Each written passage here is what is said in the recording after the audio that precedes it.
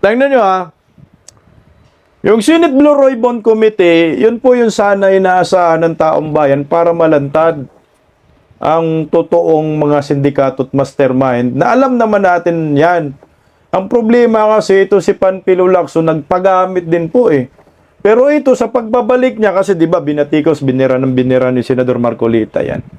Uy, bakit ayaw patawag si Saldico? Bakit ayaw patawag si Romualdez? Bakit ayaw may patawag yung 17 kongresistang pinangalanan ni Sara Diskaya, ng mga Diskaya, Corley Diskaya? O ito, siguro natapos na yung script. O ito si Lacson, ipapatawag daw niya yung mga kongresista, pakinggan So, natin. may commitment po ba si dating Speaker Romualdez na attend? Wala, but we're after the election this afternoon, we'll back it down to work. And then kasama doon yung pagpapadala ng invitation through the office of the Speaker of the House of Representatives.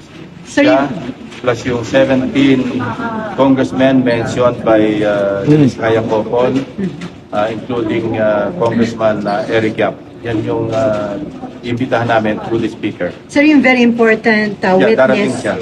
Okay, nagbigay na ho ng affidavit. As of now, May affidavit na ho siya meron na-submit. siyang affidavit, draft affidavit. So ngayon, si Romualdez, hindi darating, walang commitment. Pero inimbitahan. Pati yung 18, inimbitahan din. Ay 17, no? Pang 18 si Tambaloslos. Pero ito bago, yung di umanong si, surprise witness. Oh. Sino kaya? Ingay na yung pak na yan. what about Saldico? Si Saldico, we're extending our invitation kung po pwede siyang mag-participate via Zoom. Of course, kung nasa abroad siya, as we all know, most probably he's abroad. So, hindi magiging valid yung kanyang testimony unless nandun siya sa premises ng embassy, Philippine Embassy, doon sa lugar ng kinaroroonan niya. If not, Puta, via Zoom ha? Papatin si Saldico via Zoom. Naalala ko kay Pastor Kibuloy, hindi pinabaya Zoom, anak ng kagwang. So ito na yung script.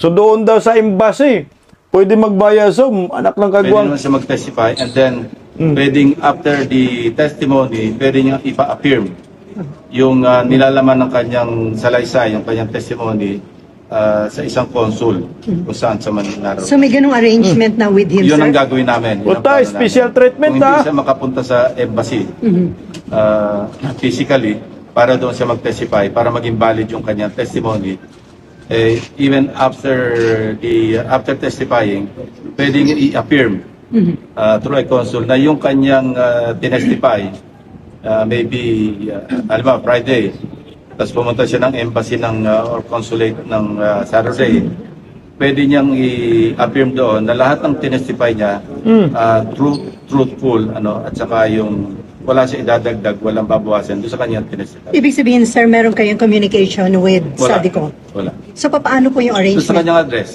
So pagka mayroong feedback, so paparating namin na actually doon sa letter of invitation, indicate namin yon. No, kung hindi siya pwedeng physically maka-attend, papayagan namin via Zoom because we already did this in the past. Doon sa formally hearings, di ba? So yun ang aming plano. Tang-inumin mo, Lacson, wala kang Sir, kwenta. sabi ng iba, crucial daw yung... Wala kang kwenta, Pig. Ba't mo binibigyan ng special treatment itong si Saldico? Paano pong justisya nito? Isipin mo, kung hindi daw makapagbayasum dun sa mga konsulada, pwede sa bahay lang. After ng bayasum niya, tawag yun. Panotarya, pa-testify doon sa konsul. So, sino magdadala doon? Hindi na si Saldico. Yung abogado na ni Saldico, anak ng kamuti, ginagago tayo. Alam mo, ang hirap niya na, kasi hindi po maisyuhan ng warrant of arrest nitong si Saldico. Hindi po masubpina, hindi po mapilit na lumabas ka kasi may via Zoom.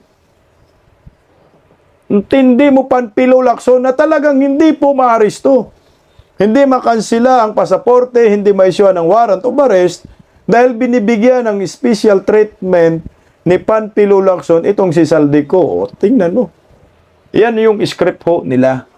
So, paano maparusahan? Paano mapauwi? Hindi na uuwi. Walang warrant eh. Paano magka-warrant? Via Zoom pwede. So ligtas na naman si Saldico, anak ka ng kagwang.